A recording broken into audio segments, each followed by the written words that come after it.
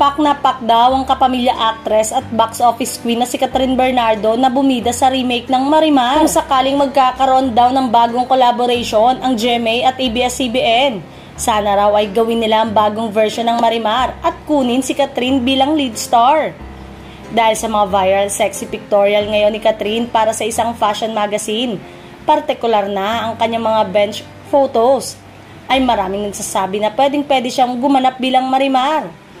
Ilang netizen ang nanawagan na gawin na agad ng ABS-CBN at GMA ang new version ng Marimar.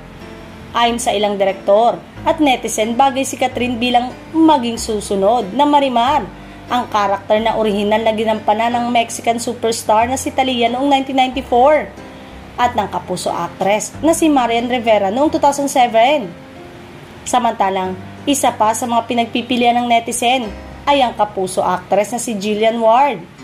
Sa June 2024 na magtatapos ang seryeng Abot Kamay na Pangarap at nagtatanong ang fans ni Jillian kung ano ang susunod niyang proyekto sa GMA.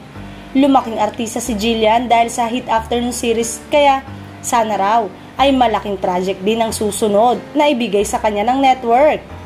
Dito pumasok ang mga request na sana ibigay kay Jillian ang remake ng Marimar dahil bagay na bagay sa kanya ang maging bagong Marimar. Tignan lang daw ang mga photos ng aktres sa social media at lahat mag-a-agree na siya ang bagay na susunod kina Marian Rivera at Megan Yang na gumanap ng Marimar.